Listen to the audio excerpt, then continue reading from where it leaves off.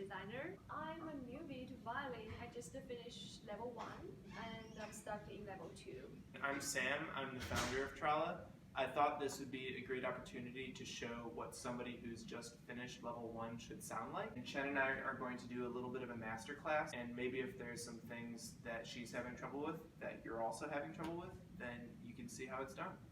Cool, that's good. Doesn't that sound like a song? The sound itself is kind of weak. Right, a little bit scratchy, a little bit bouncy.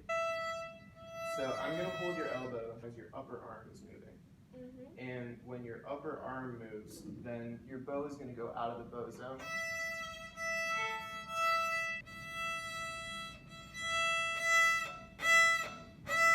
Great. Awesome. Once more. Alright, stop. Hold your position. You see how your first finger, you took it off the string? You can just keep it there. Right? So there's no difference in the sound here if you have your first finger on or off. Okay. So it's just easier if you keep it on, because then you don't have to go. So if you're hearing something like that, could be the issue.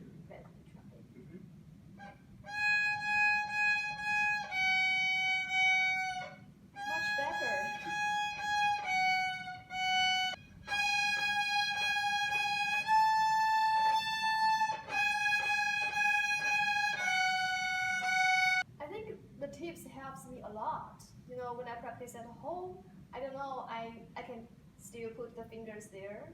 So I lift up every time when I change note. So it's really hard for me. Yeah, that should help a lot. And especially once you're playing more complicated pieces like Devil's Dream. You just keep the first fingers down. And so if I was trying to, I don't even know how to do it if I didn't keep my finger down. You couldn't play fast. Alright. One other thing I would say, yep. How did you know that? Because I feel a little pain of my finger. This is a really good point. If you were feeling pain, there is a reason. The violin is an uncomfortable instrument. Just like everything, it'll get easier over time.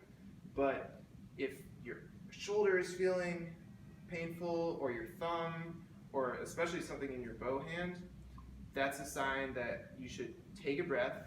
It's really important to keep going over those fundamentals. Violin hold, bow strokes. Those will help you a lot.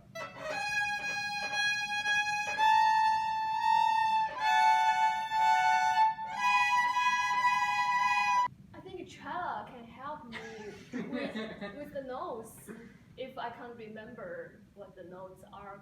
Yes, so I think the two things that I would work on, the intonation. So sometimes when you're playing it's out of tune. The easiest way to practice this, get on Trala and just practice the intonation, making sure that you're putting your fingers in the right spot. And then I would just repeat that. Just repeat it a bunch of times. And then here's the cool thing. This is a little advanced, but I think you can do it. So we're going to play the same thing on... second string? Yes. Yeah, if you're ever getting bored with the song that you're playing, just try playing it on a different string. You're going to find that different strings have different emotions to them. So if I'm playing it on the E string,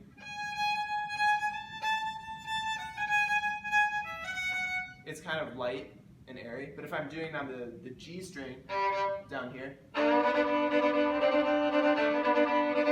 it's got more weight to it. If I was playing at a barn dance and I'm trying to get a bunch of people to dance, right, I'd probably play it on the G string.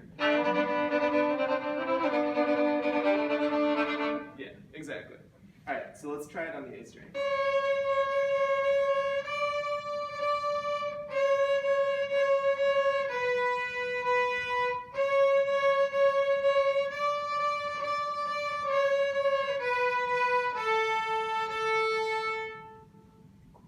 Chen? I'm so proud of myself.